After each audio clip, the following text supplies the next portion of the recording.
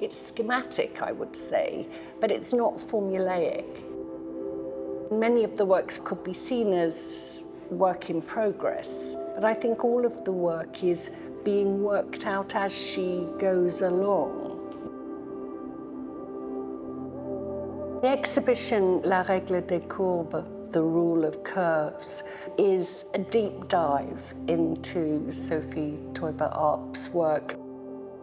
This idea is meant to signal not just a body of work with a particular formal aspect to it, but also underlying that is a kind of question: what is the rule? And I mean the rule in two senses, really. One, like the rule of a game, an organizing principle within her formal language. And on the other hand, of course, the idea of a rule as a ruler. As you enter through the door, on the one side there's a grid, a very beautiful work that is almost a checkerboard pattern, and on the other side is one of her Dada heads, a grey gouache, which is obviously all curves and curvatures. And in a way that's the eye of the needle, I think, through which we pass into the exhibition. I think that relationship between painting and relief speaks very powerfully to the sense of the materiality of the work, you know, the physical presence of the work. A relief, however simple, even when they're monochrome painted white, it's made in wood, in layers of wood, so simple, but of course a relief juts out into our space. There's something just very physical about a relief. Marcel Duchamp said one of the most interesting things about Sophie Taeuber-Arp. He said the major innovation that Sophie Taeuber-Arp made to the history of art was that she reintroduced the geometric arabesque into modernism.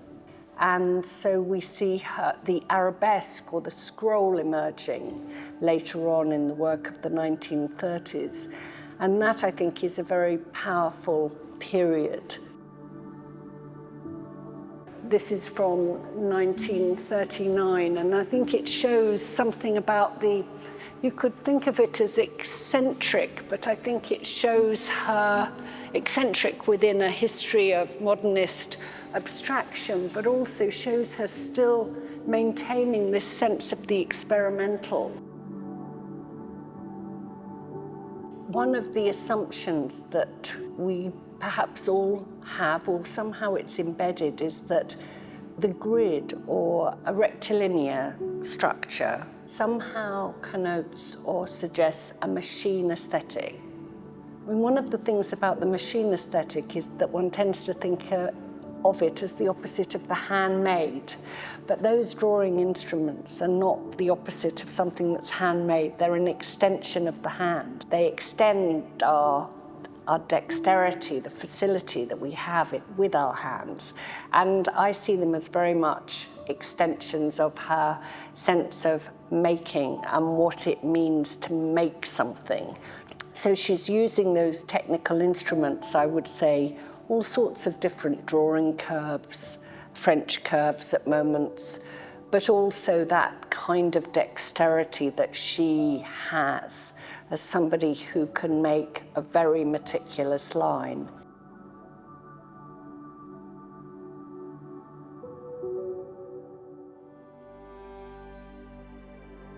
The whole category of small work is interesting in itself. These tiny little pieces have a real intensity about them. Many of the pieces in this room are fragments or parts or studies of something larger. Others are works in their own right. But what we wanted to do was to create in this small room almost a museum of Sophie Taeuber-Arp in miniature. The pieces are arranged purely chronologically from the beginning to the end. Sometimes they're fragments, studies for a tapestry, for example, but you can see the meticulous way that she works in miniature collaging together small painted parts with this stuck-on bit of metallic card, for instance, and you really get a sense of the handmadeness of this, the kind of extraordinary visual intensity that her works have.